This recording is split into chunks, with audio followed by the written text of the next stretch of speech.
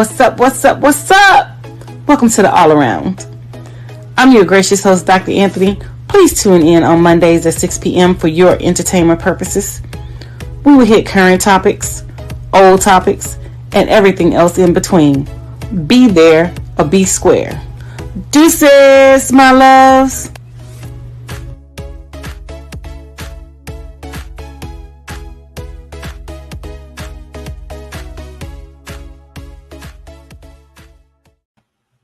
Hi, welcome to another great episode of the All Around. I am your host, Dr. Anthony, and we have some exciting topics that we're going to discuss today. We're going to continue from the topics that we had last week. Also, some new topics that we're going to bring into play in this week. So without further ado, let's go ahead and bring out the lovely, the beautiful Miss Ida B. Hey, everybody. Yay. I look like, you know how you look around? I remember the first time I learned this, and I was walking around with my underwears on my coat. I think my executive tried to give me a raise that year. He like, Ida, you know, we can see all. I said, you can see all back here. He said, yeah, you have a nice house. I said, y'all, these raises been paying off. Well, how you doing? I am excellent. I'm excellent. How are you? I'm funny. I got me some Invisalign. Really? Now, I have very straight teeth and very white teeth because God knew He was going to make me short, so He had to give me something. All my family said, "So your teeth need to be whiter and straight." I had one teeth that was in a play called "I Fly Away." You know how you have one teeth that say, "I'm just going over there. You coming with me?" And so it allowed me to develop like a slight underbite. I only have to wear them for about 4 months. But it had been very fun. I have newfound respect. I didn't know I snacked that much. You know, every time you put them in and out your mouth, you got it. Every time you eat or something, you got it. I didn't realize I snacked that much. And I didn't realize I chewed gum until I can't chew it for 4 months. So I'd be like, oh, wow. I would die if I couldn't chew gum. Oh, my God. Yeah, you realize we can talk about that stuff later. That's my comfort. Well, luckily, God blessed me with straight teeth, and I never had to have braces or anything like that. So I'm just. Oh my God, you have a natural straight.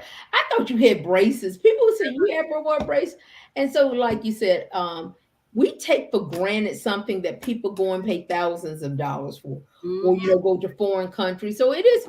I think a lot of people, because your face, your teeth is the first introduction people have. And it can make you look younger, older. Yeah. It does. Yeah. I like these little rock wild. I call these my German Shepherd teeth. Those are your German I had to get one teeth. I thought that man was going to go across the room. I was like, oh my God, oh my God. I said, these things are in here, ain't they? You're so special. Mark, are you joining us today, or you go sit out, or what we doing, Mark? I'm definitely going to join. I love joining y'all ladies. And all got the new haircut, and so I got to pop in and see the ladies with the new haircut with the other barbershop. Loving the haircut. Okay. You shaved, Mark. You had to get shot. Last week you had like a bush, Mark. You had a bush. Yeah, to do the whole Santa Claus thing, but I was like, nah, this is not gonna work. Not in the middle of the spring, which in North Carolina can almost feel like summer. You know that idea and everything. Yes, so I was like, time for the trim. So I have to go take care of some things. So I just see the barber and said, hey, you got to do something about this. Yeah. Right. Exactly. So I have a few things. I didn't post the things to this week that we're going to talk about, but it's just going to be some stuff that's coming off not really coming off the top of my head, but we're going to talk about it. I mentioned last week that we would talk about Meghan and Harry and their invite to the new king's coronation, and I would like to discuss that for a second. And we're also going to discuss the Budweiser commercial and the Republicans losing their mind over the trans woman. And then we can also talk about the videos that's going around about the trans women being in competition with natural women. So I want to discuss that as well. Sounds like some great topics all in that space. So that'll be fun, and we know that a lot of people are paying attention to those roles. But we got our own roles, because I understand one of them roles might be running for president and all in that space, because we have the Bush clan that can be considered royals because they got all them Bushes running and all in that space. And another clan that has been part of the American royalty is the Kennedys, and apparently Kennedy said he's going to jump into the whole White House race. He's like, I'm going to go up there and go against Biden and all in that space. And I'm Oh. like, why do you want to do that? Why do you want to like derail the Democratic Party? But apparently he's thinking strongly. And I think he's already put his exploration committee together. And then I heard that one of the Mhm. black Republicans is also exploring, even though he's got about as much chance of winning as hell freezing over. I'll just be blunt in the whole thing because I don't think I Tim mean, but Scott has a chance of winning. well, they Mhm. like black Republicans because black Republicans tend to vote against their own people in their own best interest. So they always side with the racists and the Republicans. So I don't see any issue there unless he's just flat out railroaded or something like they did Andrew Cullum back when he was running against DeSantis or whatever. So. Mhm. We'll see. Yes, we're gonna see.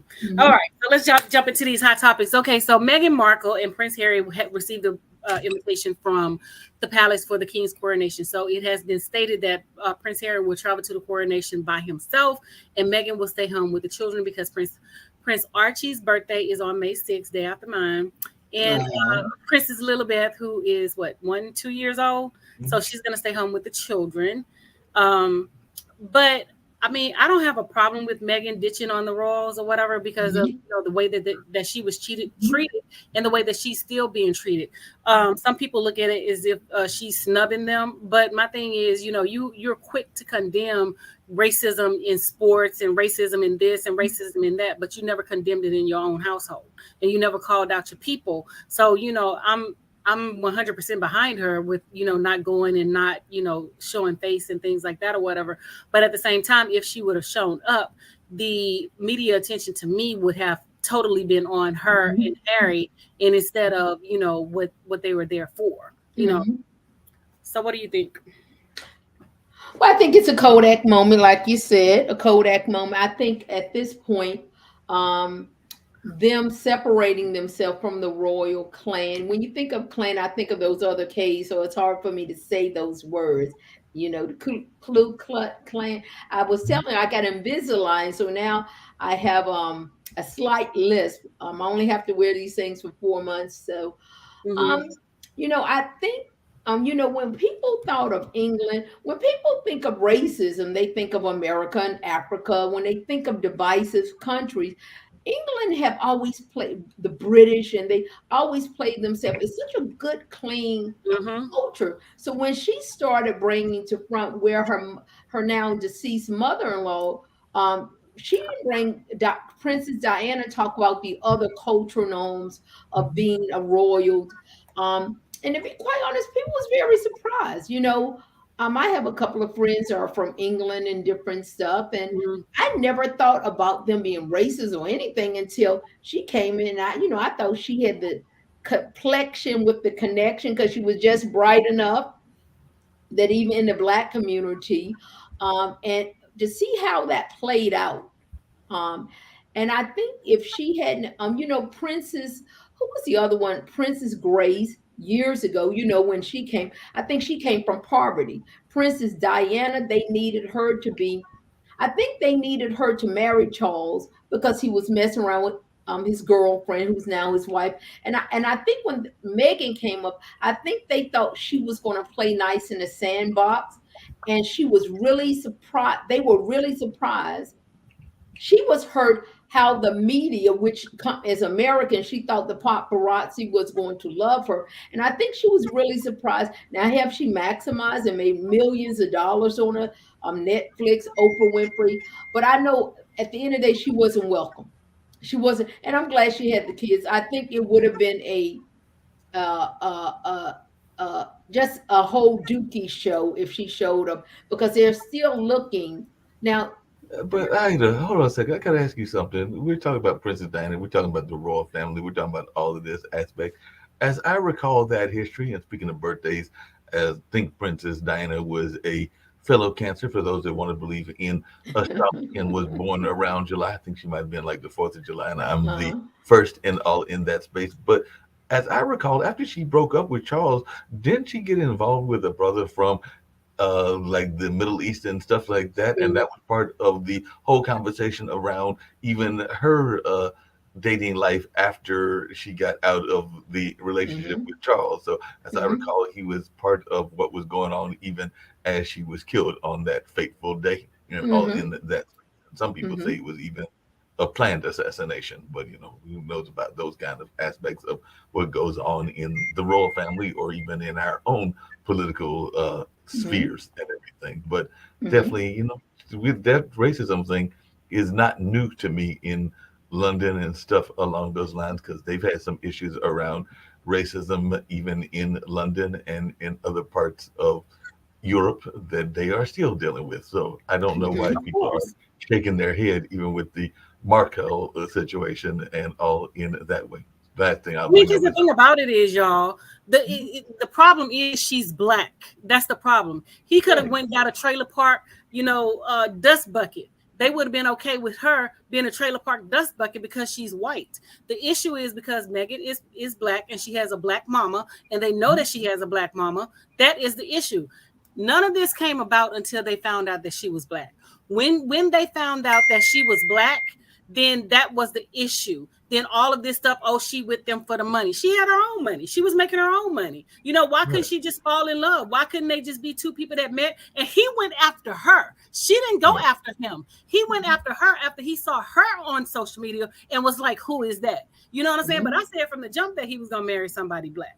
But everybody looked at me crazy like I was cuckoo or something. But I said this years ago. I was like, he's not like the rest. He's gonna marry a black woman. Mm-hmm. But the issue is she's black.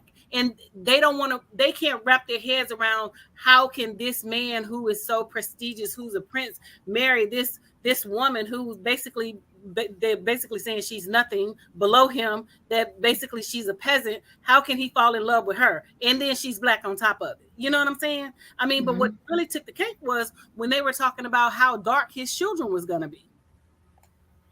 Yeah, we've been talking Mm-hmm. about that for a while. Yeah. Yeah. Mm-hmm.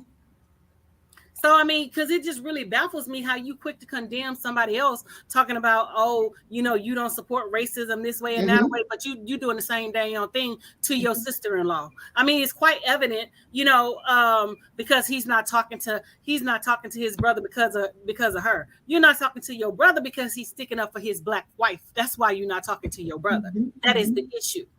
What wasn't it also the allegation that the N word had been talked Mhm. about with Mhm. the child, the Mhm. new what is the oldest child name?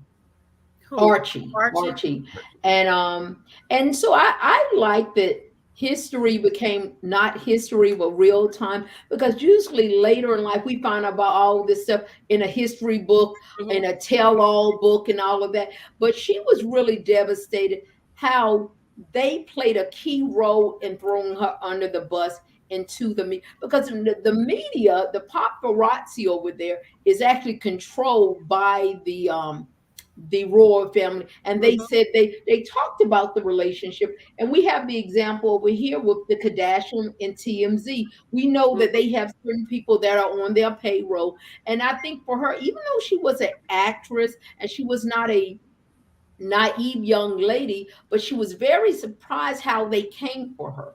And then to find out that it was a cloak effort by her own family. You know what they always say, is always your family, is Mhm. always your family. And she'd been married before, and every bone that could have been drugged up about her was drugged up. Because like her, you see, her family is trailer. Her daddy and her sister-in-law have continued to try to monopolize on that. Of And I course. think, I think when we think of Queen of England, we have to talk about the African nation. When me as a Black American, I was very naive to England, but I had some of my African friends truly educate me on the relationship with the black colonized and all that. You be that just like when we talk about slavery.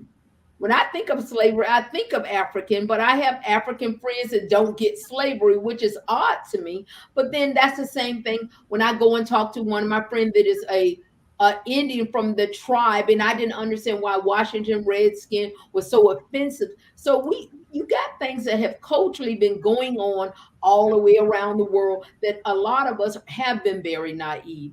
I think when I was in the military and I went to Okinawa, Japan, my first duty station, I found out that they hated Americans, but they despised Black Americans. And I went to a nightclub, and all of the Koreans had afros on, and they was playing Motown music. And at some point they said that they were told that at 12 o'clock Black people turn into monkeys. And I was now you got this young girl just from the South trying to figure out life. Even though you're from the South, you experience racism in a way that you are just accustomed to it. But to experience racism outside of the United States, and they said they had been taught that by our white American that so when they met me, they thought I was from India because they envisioned a Black person having a plate in their mouth and a bone in the ear.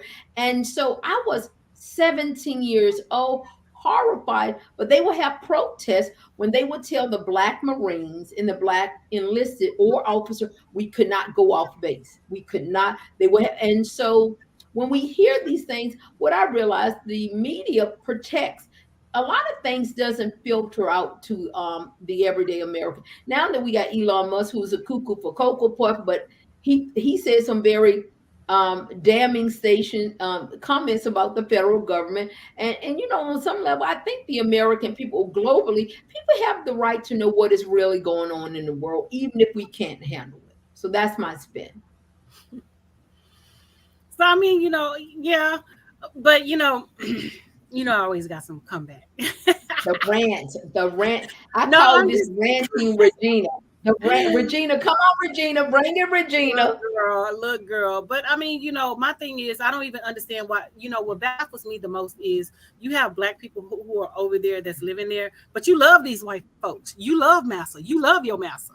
You know what I'm saying? But they're playing you to the left to talk about Meghan and Harry, and they're playing you to the left to talk about her as a Black woman and things like that. They're getting you to say the things that they can't say without repercussions and consequences and things like that. And for the life of me, I don't understand why these countries that are have ties with England and the Queen and the throne, why don't you fight for your rights to to leave? Hey, Joanna, Yes. Dr. Anthony, I She gotta done ask you call her something. Tawana. No, I'm sorry, Dr. Anthony, I No, gotta ask you that's something. who you dealing Yeah, with. no, That's no, that was Tawana. wrong. But We Dr. Dr. Anthony, I A gotta was ask you at something 6 o'clock. serious. Yes. Go I gotta ahead. ask you something really serious here because you talk about the white culture and all that's going on, and we're getting ready to get into the whole thing around the trans and all of that. But there are some very popular shows that are out there now, and when they do stuff, then everybody starts like not really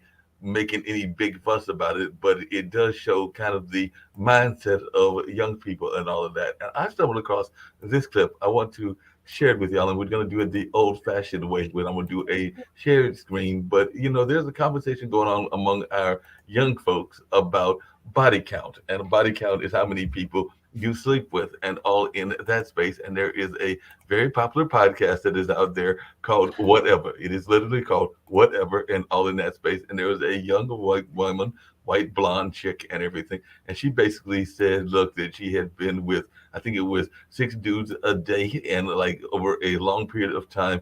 And there was this whole conversation that went on about this. So I want to play the clip, and then I want to hear what you folks have to say about this, because this is white folks acted a little bit on the crazy side Mark themselves. just took it all the way to the left. So let's check this out. Energy. Energy. I don't like this term big energy or small energy because everyone's about body positivity, right? How are we going to talk about men who have desirable characteristics have big dicks and men who have undesirable characteristics have small penises? There are some wonderful men with small penises and some terrible men with big dicks. Women can willy-nilly throw out big dick energy, small dick energy. If I started throwing out loose pussy energy as a term to describe someone that was undesirable in some way, I would get canceled. But loose pussy energy, bro, you get in trouble. You say that shit.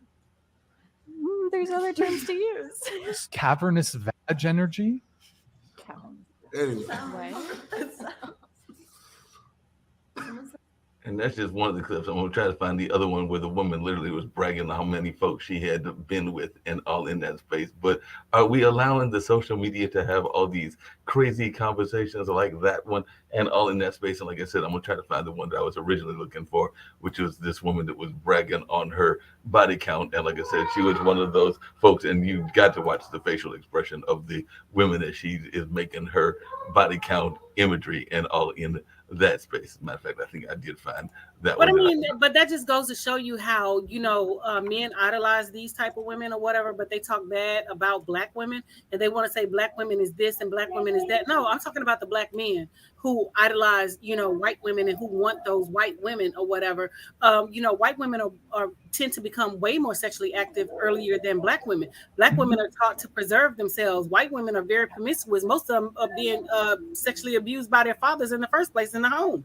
And, so they become, sexually, out there or whatever.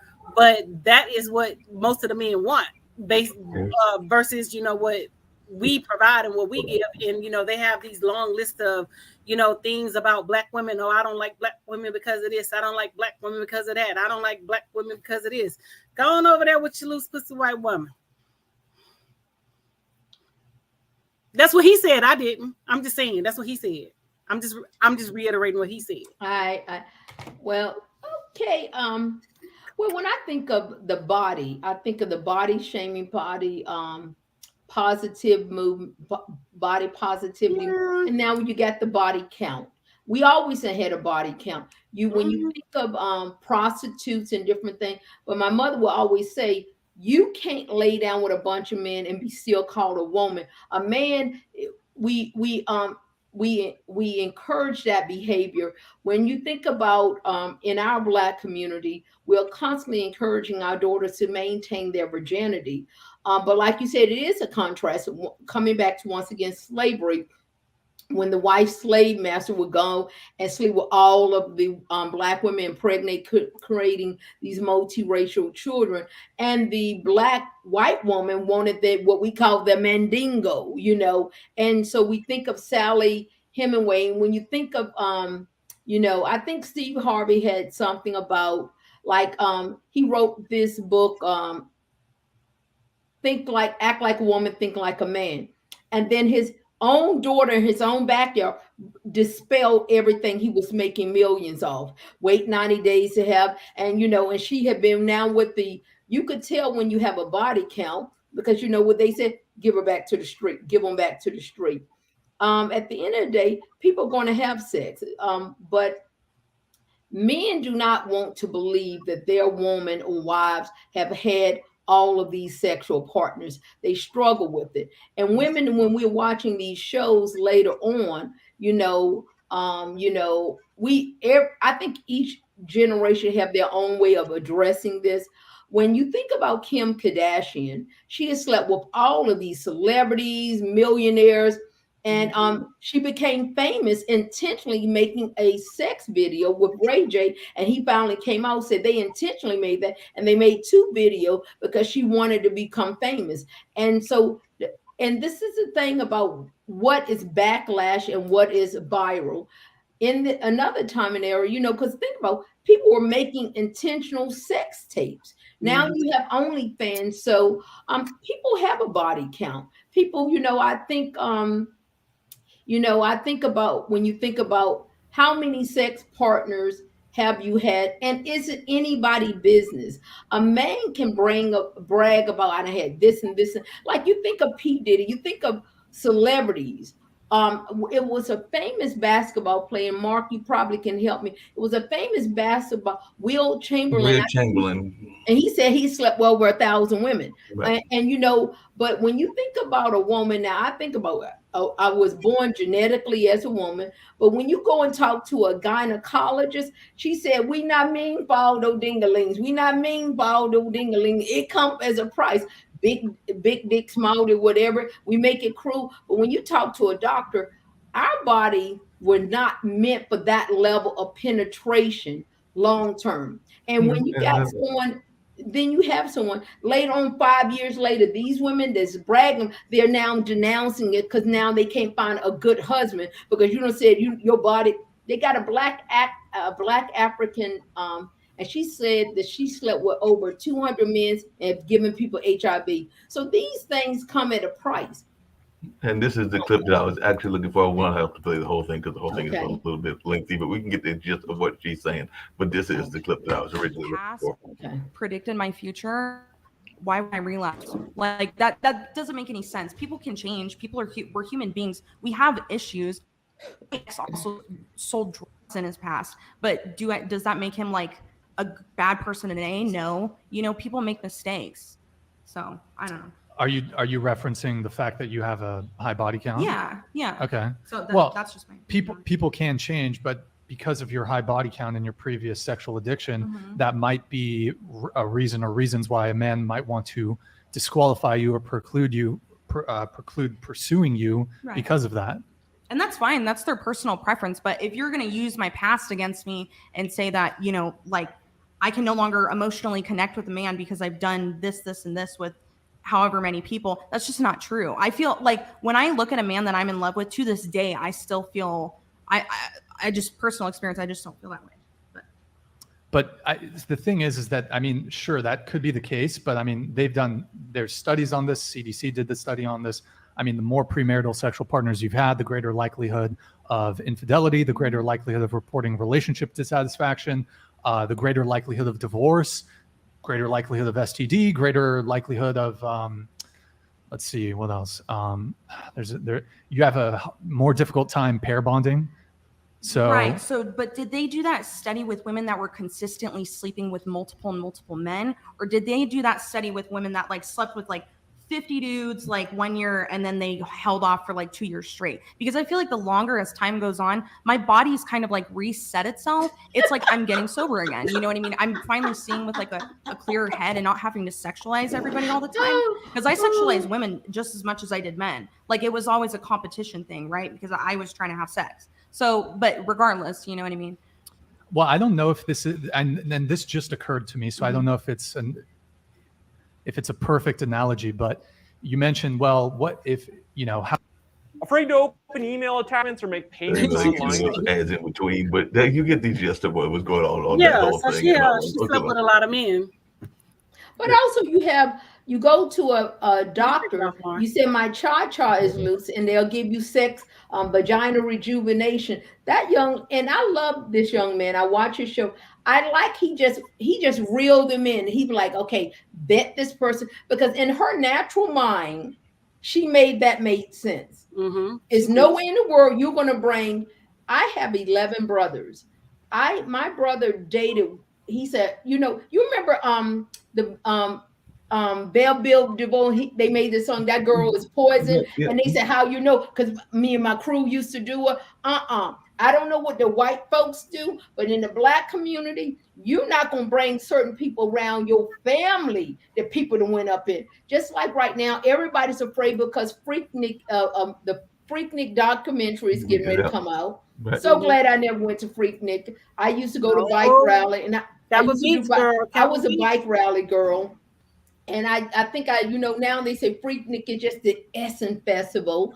And so you think about when you think about what people do, and this young lady, I always bring the biblical ties. And when you continue to lay with multiple peoples, you are creating soul ties with them. You're creating some type. We got people now that we have slept with, unless we're married, that when we think about good, bad. Oh, I would never do that person again, because our brain, and so this young lady who doesn't look over 30 have slept 50 or 150. Then she says she has a sex addiction.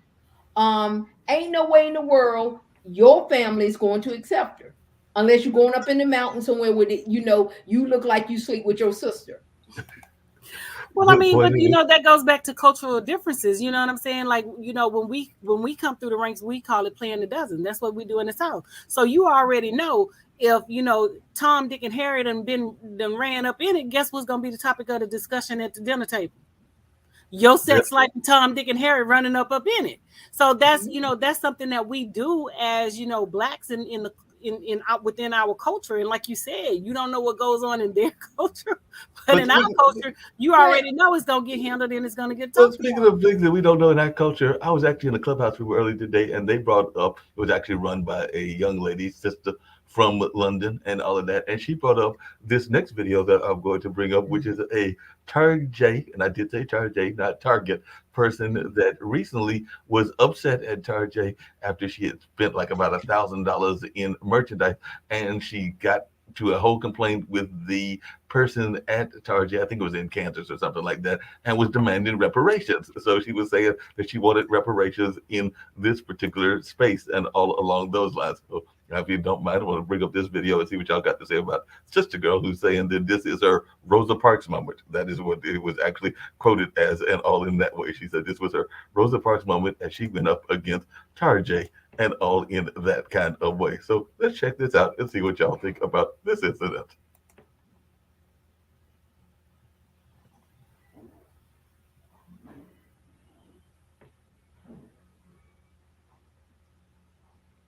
Roll the clip.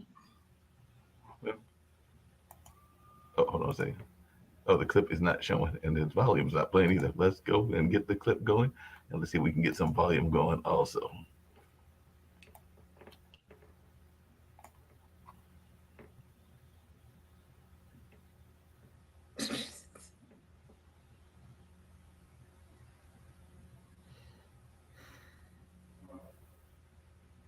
But what did he hit her for, though?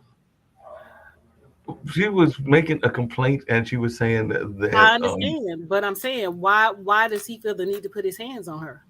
good point. And that's what I was wondering, why you got to put the hands on her, why you got to call the law. And look how many law officers they called. They called in 3 officers and everything. And it was in Ohio. That's actually where the incident was. So why you got to bring this much force in here and all in that space? Now, I don't know that I would think, because that was the question they were asking was whether this is a common practice, because where they were at, the folks that were bringing this to my attention was in London, and they were saying that they don't have those kind of consumer or customer service moments the way we have them here in the States. And I found a hard time believing that, because I think that they have some incidences even in London. I've not done enough foreign travel, but y'all have got friends that have traveled in foreign places and everything. So do they have those same kind They of do, because Oprah experienced it over there. They didn't want to sell Oprah a purse, you know. So she experienced. They have it over there. They try to, downsize and downplay it as if, we're the only ones that's receiving racism. That isn't accurate. They receive racism over there. No, I definitely they do racism over there. I did have that video and the controversy. The other thing that I know you said we would get to, and this has been all over the news. The Republicans are loving the heck out of this, and this one we got in the old-fashioned version. So here's what's going on with Bud Light. Oh, okay. Today, Bud Light facing some backlash over its partnership with a trans influencer. Take a look. There's a video posted by Kid Rock that has more than 1 million views, hundreds of comments praising him for shooting at cases of Bud Light. Other videos posted online show people like dumping their Bud Light into trash bins and down sinks, even destroying cans of the beer. Why? Well, Bud Light had teamed up with trans influencer Dylan Mulvaney during the NCAA's March Madness college basketball tournament. And while March Madness has officially wrapped up by now, it seems like the response to this partnership just seems to be getting more and more intense. Jay Valle, who's been following this story, is here with us now. Explain this. Explain the timeline here. Well, after Dylan posted that, Hallie, thank you for having me, first of all. But, after Dylan posted this video, I mean, a lot of backlash came mostly from conservatives. And then when you have those individuals and with larger platforms like Kid Rock, you can imagine the conversation ignited even more. But Dylan Mulvaney is no stranger to the backlash from conservatives who, as she has 10 million followers on TikTok, and she's a trans woman who has documented her experience for over a year now. I assume now that Dylan received backlash on a daily basis, so she did not respond to our request for comment. What are we hearing from Bud Light on this? Yeah, Bud Light, the last 48 hours, as these videos have thousands of views, they did not ignore what conversations were being sparked. And Bud Light sent a statement, actually. Anheuser-Busch works with hundreds of influencers across their brands and as many ways to authentically connect with their audiences across various demographics is to partner with these influencers. So, as at this point, these videos, again, continuing to flow in, and that backlash is pretty intense there. As you know, that Kid Rock video has over 1 million views now. Jay Valle, thank you very much for that breakdown. We'll read more about it, I know, in your postings for NBCnews.com. Your stories there. Appreciate it. Thanks for watching our YouTube channel. Follow. I don't have a problem with her, representing the brand or whatever. If you're going to drink beer, you're going to drink beer regardless of who represented it. But, that's this good old boy type, situation or whatever. So clearly they are up in arms about, a trans woman representing the brand and what they stand for. So clearly they have a problem with it. Well, I think, once again, politics, when you think of Americans initially think America is all white. They think baseball, hot dogs, and Bud Light. I seen this running last week, and I couldn't make out what was really going on. And then I seen Joe Rogan, who is one of the biggest, and he was trying to offset because his audience is predominantly male white, and Kid Rock is just trying to stay relevant now. Because this had brought, once again, from a marketing point of view, this made her more viral, other than the Republicans, this rude whatever dressing up in trans. And so Bud Light, if I was on a marketing team, I said, now how far you want to take it? How far you want to take it?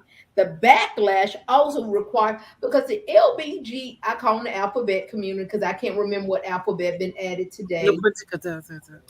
The reality, they are not to be played with. The Black culture one time had that impact, because you think of backlash and cancel culture. I really couldn't see what the big deal was. I was trying to, how you trying well, what's the big deal? Then I see Joe Rogan drinking a beer, and so clearly white men think Bud Light belongs to them, beer, and think beer belongs to them. And what it did, it brought more followers to that person, because you're thinking about it. Someone had to know in Bud, that corporation, that what did they think people need the LGBT community, and they need the Black community. We're the biggest consumer. We're the biggest social media phenomenon right now. So I'm not mad at this influence. I'm glad. I don't drink. I'm a Yingling beer drinking, and a Stella girl, and a Stripes. Hey, maybe we need to be some influencers for Bud, and since we have our platform and all in that. Send them my way. Shoot, I buy enough Bud Light. My mom drinks that beer, so I dang sure buy enough of it.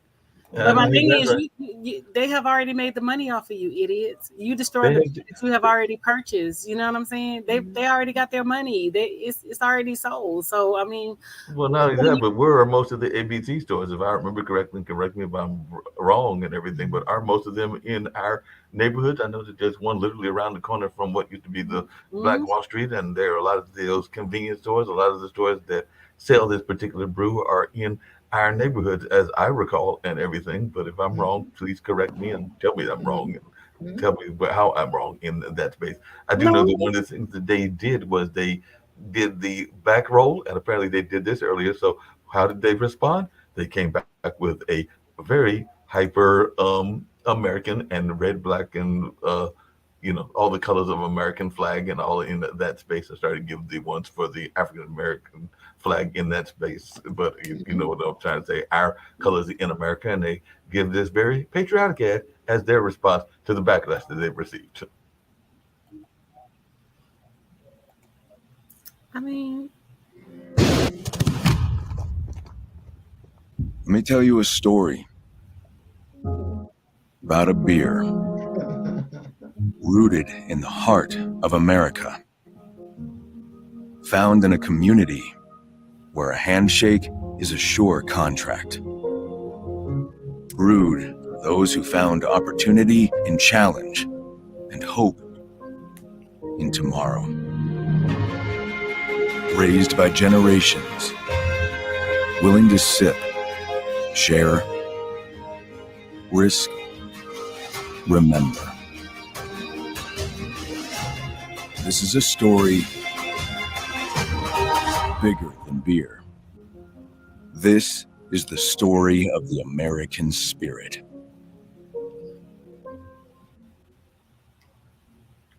So how do you counter? You come back with an ad that says, "We're as all American as you can be." I mean, you know, it's just really funny how they pick and choose, you know, what they want to get upset over. You know what I'm saying? Y'all wasn't upset when y'all had what's his name? Caitlyn Jenner, but what's his real name? Bruce Jenner. Bruce Jenner on you know, the magazine. You know what I'm saying? Talking about she was woman of the year. First of all, you ain't no woman. Second of all, you're cosplaying women because you still sleep with women and you only dress like a woman. You know what I'm saying? So, you know, y'all wasn't upset with that. So he could be on top of Sports Illustrated and all that stuff. But now a trans woman, a real trans woman, is, you know, partnering with Budweiser, Anheuser-Busch, or whatever you want to call it. And now y'all upset? Man, get the fuck up out of here. Like, for real, though. Seriously.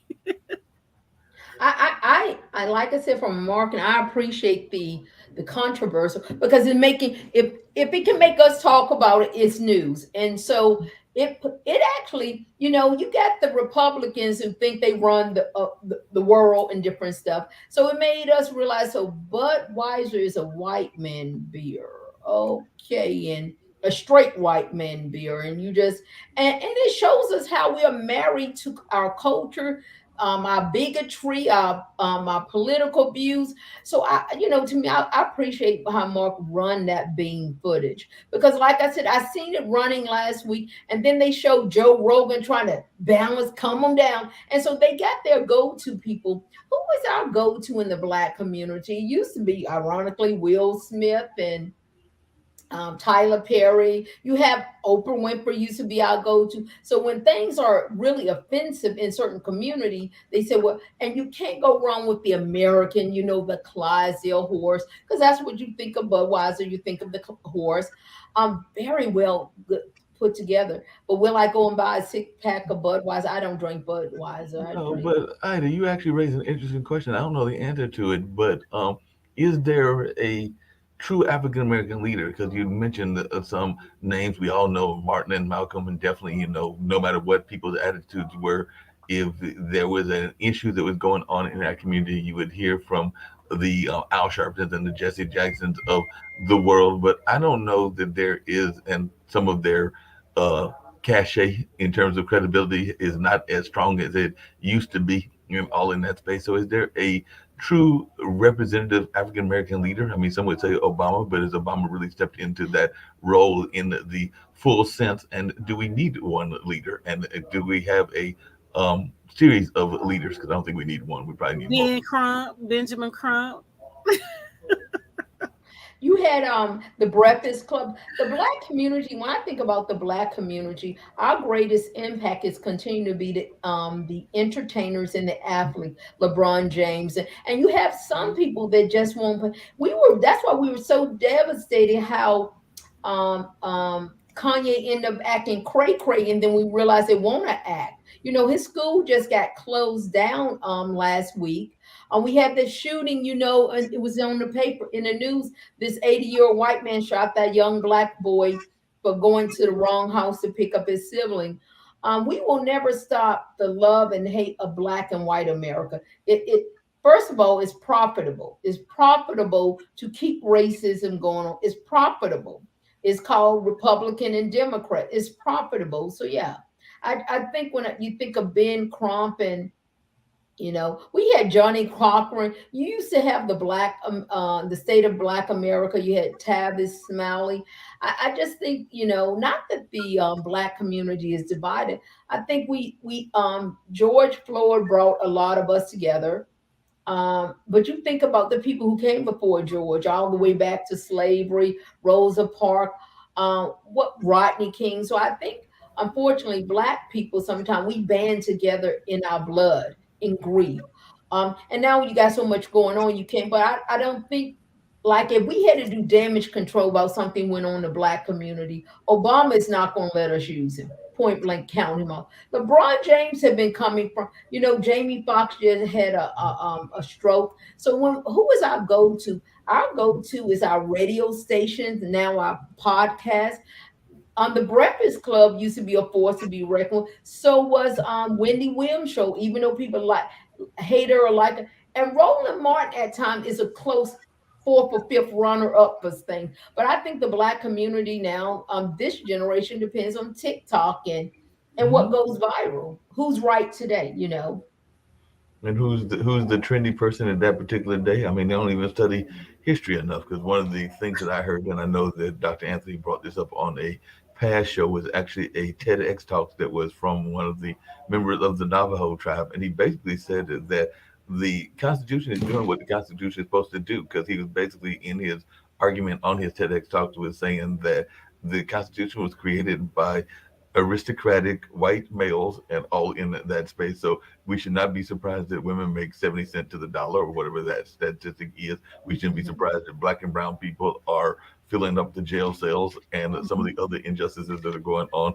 because it was designed this way. It was designed this way intentionally and all in that space. And as I heard his presentation, we've actually been running here on the network a couple of times, I couldn't really argue with the point he was making, which is that we have to know the history. And even something you alluded to earlier, Ida, is the history even with the trade. Because one of the things I heard about, and I'd love to hear what y'all's thoughts about this, is there's an African country that is going out there and is about to send, I think, 500,000 women to Saudi Arabia, which was part of the slave trade, to work in the domestic space. I'm a little bit worried about them going into that environment from a standpoint of rights of women, because that is not a culture that is strong on the support of women. And you're going to send 500,000 of your Ethiopian citizens there to work in an environment that they probably don't know all that well and don't know the rules of that well either. But what are your thoughts? Because that was on that same clubhouse room that I heard of this. And I'm going like, this sounds eerily like some of the stuff that goes on with human trafficking and with some of our Mexican brothers and even some of our fellow brothers and sisters in our own society. But what are you two ladies' thoughts about that? And is that something we need to be concerned about also? Go ahead, Audrey. No, you go ahead. Go, Regina. Go, Tiwanna. I know you got it. I know you got it. You go ahead. I'm just saying. I mean, it's hard to compare apples to oranges and things like that or whatever, because the brothers and sisters from Africa, they just don't understand our plight. They don't understand our turmoil. They don't understand the struggle that we have gone through. I saw a post the other day where one young lady was from Haiti, if I'm not mistaken, and she said that her parents were from there and they were, Haiti immigrants, and they didn't come to America to fight the battle of Black people here in America. So, my thing with that is, if the Black people in America didn't fight those battles, your ass wouldn't even be allowed in this damn country. Let's just start there. You know what I'm saying? Nobody asked you to come over here and fight our battles. We're already battling, fighting our battles. But the thing about it is, once we fought those battles and we won, you benefit. So how the hell do you think you come over here as a Haitian immigrant and get a job and benefit from the things that we have done and the things that we have, set forth in those precedents and things like that or whatever? Say they just don't understand and they just don't get it. And so she was basically saying that, she's basically siding with the white people or whatever, because she doesn't understand that how her Blackness is going to affect us in America. But she doesn't understand that our Blackness is what protected her Blackness by coming over here. So, for me, I do have a problem with, immigrants coming into the country and taking that stance, because without us going through what we have gone through, you wouldn't even be able to come in this country and enjoy the luxuries that we have put forth and we are still putting forth for you to be able to enjoy. But Dr. Anthony, there's a flip side to that, and this is why I'm going to kind of go counter, and I'd love to hear what Ida's got to say about this, because I know she's educated as well, because there was a movement of revolutions around the country when colonialism was going on, and one of the main leaders of that was the country of Haiti. So that actually inspired a lot of folks to actually revolt against the European slave masters, and that was motivating other folks. Toussaint Louverture was his actual name that led Right. the revolt. But what she failed to realize is she doesn't even understand her own history and why Haiti is a poor country, because when they killed all those Frenchmen and hung their heads and stuck their heads on poles like pygmies and things like that, they made a pact that they would never deliver aid to Haiti. And so that's why one of the reasons why it's so poor and that they don't receive the wealth and the things that the other countries receive was because of that revolt. So my thing is, again, like Ida says, you have to understand your own history before you come over here trying to dictate to somebody else about their history. So she doesn't even understand her own history and why her country is so poor and why her country will continue to be poor. So they have to understand where they come from. They have to understand their plight before they come over here talking about our plight and what we are going through, because it's known that Black Americans don't know their lineage. They don't know their roots outside of our people being born in the U.S. That's no secret. But we have our own culture. We created our own culture, and you come over here and you benefit from our culture. You come over here and benefit from the things that we put forth in the world. Black Americans created, words that are in the dictionary. Black Americans set tones and set precedents. Black Americans did all of this stuff that, all these immigrants, not only Black immigrants, African immigrants, but European immigrants and other immigrants are actually benefiting from.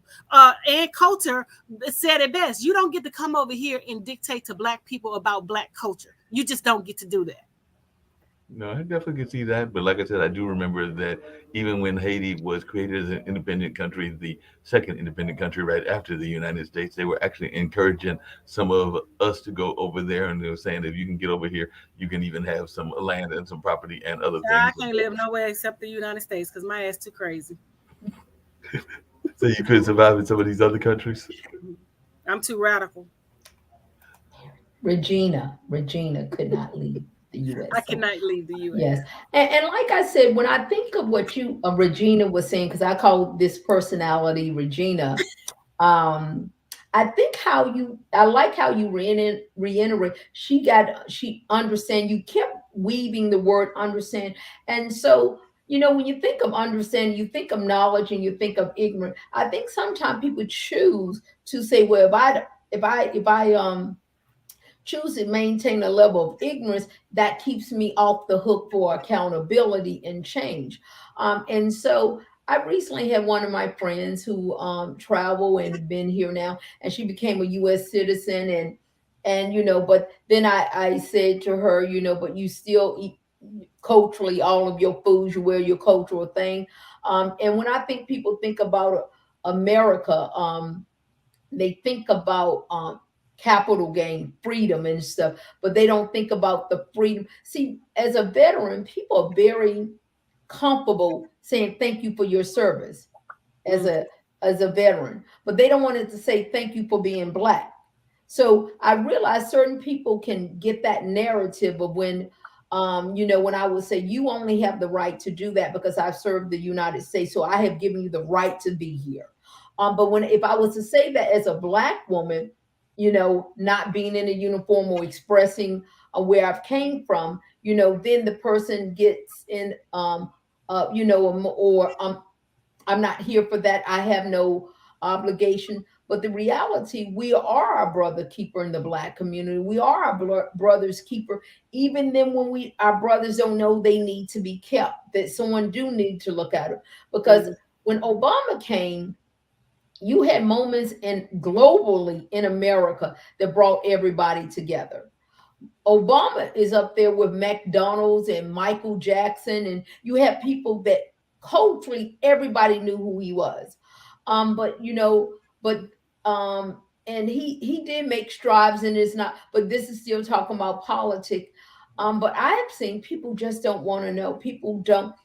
You remember years ago when the young lady, she was on The View and she got booted off because she wanted to Raven Simone, and she wanted to be known by everything but a Black woman. And you had that white panelist of white women looking at her like very odd, to the point because they would never denounce where they're from. They would not only would they say it, they would add to it. They would say, I'm an Irish, or I'm such and such from this certain culture. But we have been taught sometime in our own backyard. Um, Years ago they had that "My Black is Beautiful" movement, and you got the Black Panther. But when you get and start talking about the everyday Black American, sometimes they just don't. They're not vested. It can be very disheartening. You will have someone claim another nationality, but they look like a Black person in front of the white TV, and and so I think it's a difficult I think it's a difficult burden to carry, to be your brother's keeper, because if people had not made leeway, we would not be able to have the liberty and the freedom to say what we want without it being a backlash. These conversations we had, we know if we was in Russia, it'd be blocked. We was in Africa, it would be blocked. We were in Cuba, it would be blocked. But these are not sexy conversation. They don't tantalize people. It really makes you sit back and reflect on who you are. Like I always tell people, I'm a Black woman who was born in America. And when we don't reconcile that, we create problems with ourselves. But I had one of my friends, she was, what is that one? Balenciago, and she had some. I said, do you know what is connected? Oh, I don't care. And so when you get and you try to backdoor and educate Black, young and old, ironically, I know you struggle more with educating the older Blacks than the younger, because they have this seed of, oh, I don't owe anybody anything, blah, blah, blah. But when you talk to the young generation, they call it being woke. But we coined that expression years ago. And so I think we do need to continue to have these discussions. I think sometimes people don't know how to have a debate while walking away angry. Dr. Anthony, I just came up with a great idea and everything, since you said that you could not live in another country and everything along those lines. I'm going to see if I can bring out Regina one last time before we start the show or end the show and all that space. But how about we get you to go and become a member of the royal family? So we're going to have you join the royal family there in London, and you can have your own kind of moments of royalty. So I'm thinking that maybe you go to join. Look at here. If they're having problems with Meghan Markle, you know damn well they're gonna have problems with me, because I'm gonna tell them up, down, sideways, and twisted how racist they are and how fast that they can go to hell and how fast I'm gonna send them there.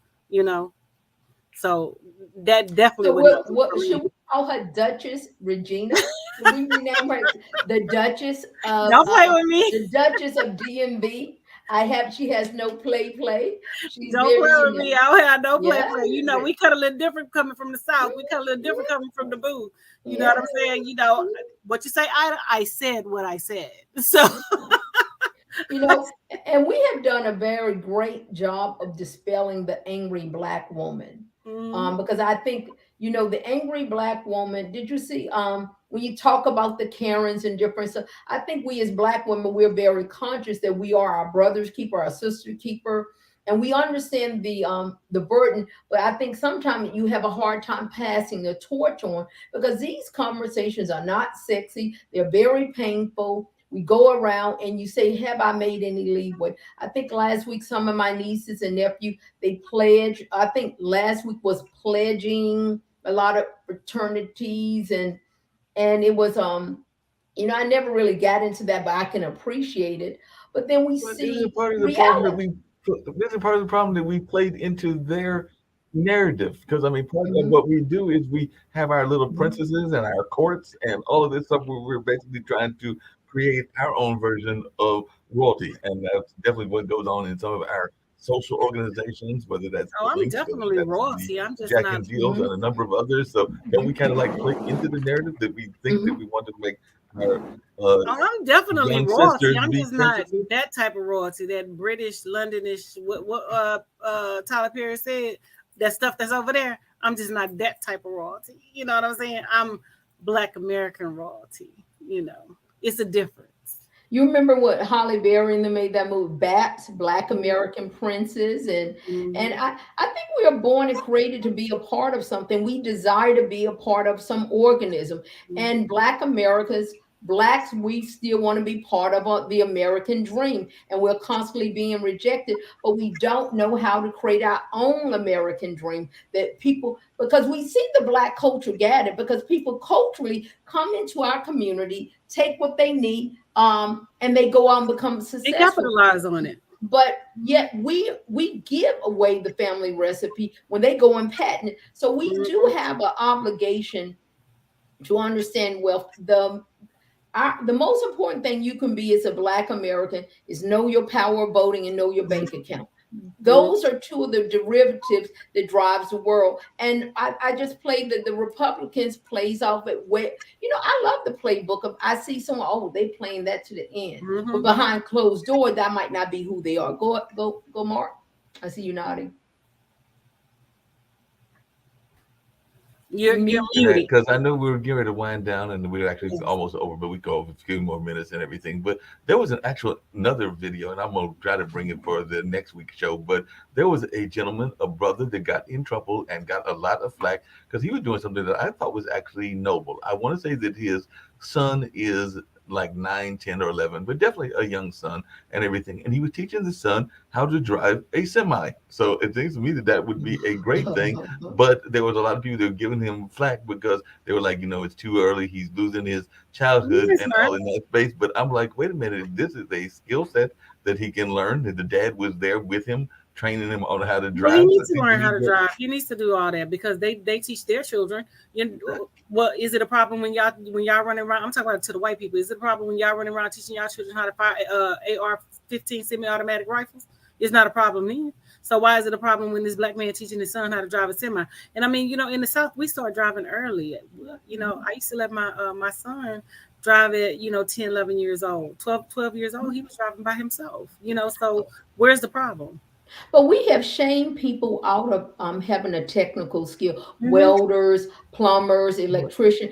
I was just talking to someone. He dropped out the high school. He dropped out of college and went to Job Corps and became a welder. So he came to my house to weld. We in the Black community, we were successful because we could work from the land, we could work in the office, we had the ability to do, and then we had a percentage that would go off to college. We had a percentage that would join the military, but the average Black American back in the 60s and 70s, they was the most jack of all trades. They can do whatever. And so when we begin to interface with white community, the white community really was in awe how we took slavery and made it something better than that. But we have diluted the water between each generation. You have people, that, like I said, we were the inventor of most of everything in America because we had to. We couldn't afford things. And so we were, think about Black people didn't go to the hospital unless we were dying or having a baby, because we would go to the garden. We knew how to help heal our body and do things. But now we've been told everything that our grandmother and great mother, now we're shunning. And we haven't, sometimes it's amazing to watch another culture steal what you have been passed on to you, but you had a very disregard of it. You had just like the Black family was known for family reunion. That was one of our cultural things that we needed to have. My father just passed away. His sister passed away last week. 23 kids. And when you think about that generation now is gone, and now it's up to us to pass that on. And we learned that through obituary. It's amazing. You could go to a funeral and find more about your life through a paper about a dead person. So I think we have to begin to engage this generation, and we got to get the old generation. We got to find a way that we can level it out or become a vessel to help the Black community continue to understand the power of voting, because that's where we're losing in great numbers. And we got to understand the power of money, not just generational wealth. Get an LLC for $50. You have something that someone will pay you for. And we've also got to know our history, like you were just alluding to. A lot of us don't know that history. We don't understand the history, and we're not proud of the history that we've got. And a lot of us have tremendous history that is out there, but we don't even highlight that history even within our community, and some of the great inventions that were done, as well as some of the great communities, oftentimes unfortunately destroyed, and sometimes destroyed from within. Because I think about some of the great forms of music, and there's Dr. Anthony knows I am a fan of both blues and jazz, two forms of music that definitely came out of our rich history. But if you go to a show who is mostly watching it, then that's because we have discounted that part of our history and see that is that old folks music that we don't really want to identify with, even though some of our own musicians and definitely a bunch of their musicians are being influenced by those sounds, and that we need to recognize that. Even some of the hip hop artists are aware of that history, and hip hop is getting ready, but it's on its 50th birthday. That's this year, its 50th birthday, and people are saying that, you know, when it first came out, it was not going to last, and it's already lasted half a century, and will probably be here another several centuries and all in that space. But we don't think about that narrative as much as we should. But that's just my thought. Well, you know, Monique, what I think what is bad, we don't give props where props is due. When you listen to the music of the day, they are sampling music from the 60s, 70s, 80s, and 90s, and they don't even recognize you are sampling someone else's music.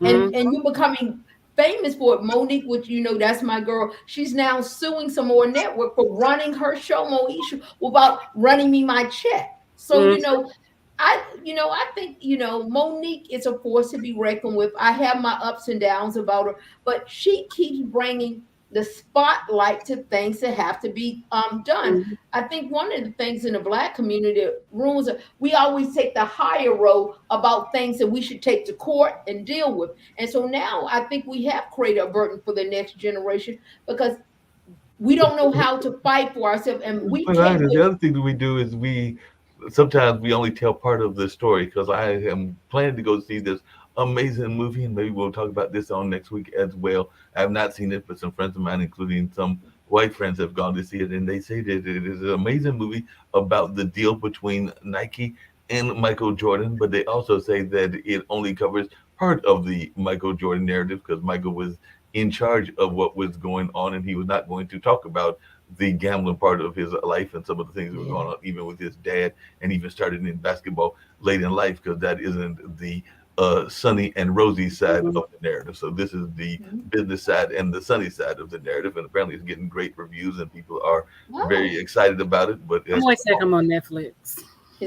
Where's the plane on Hulu? Where's the plane? I said I'm gonna wait till it come on Netflix. It's at the movie theater. Right, the movie theater right now. I'm gonna wait. It'll be on Netflix in a couple of weeks. I'm gonna wait till it come on Netflix. Michael Jordan have done a very good job of managing his brand. Every now and then you give some insight. I think he's a very fascinating creature. I love how LeBron James have continued to move on. I hate that Kobe Bryant, his legacy was really ready to take off. And you have some people that know the assignment, willing to participate in the assignment. And I think we are brothers keep. I think when we get to a certain platform financially or social, we do have an obligation to give something back. So wait, Ida, you mean we don't have an obligation to sell out our community the way that we did in some Black Wall Streets and certain other places where there were some of our own elite that decided that their checkbook in their personal home was more important than the bigger picture, and that became an issue? Oh, quite naturally. Quite naturally. Yeah, I know we're over time, and we're going to have to table this until next week. And there was a couple of things that we didn't get an opportunity to discuss, and I definitely want to discuss that next week. And Mark will continue with the topic that you were going to bring up. So I want to thank everyone for tuning in to another great episode of The All Around. Make sure you click like and share. And with that being said, the clock on the wall says that's all, y'all. So we'll see you next Monday. See you next Monday, everybody. Peace out.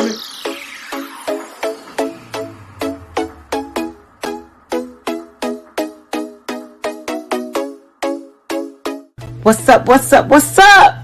Welcome to the All Around. I'm your gracious host, Dr. Anthony. Please tune in on Mondays at 6 p.m. for your entertainment purposes. We will hit current topics, old topics, and everything else in between. Be there or be square. Deuces, my loves.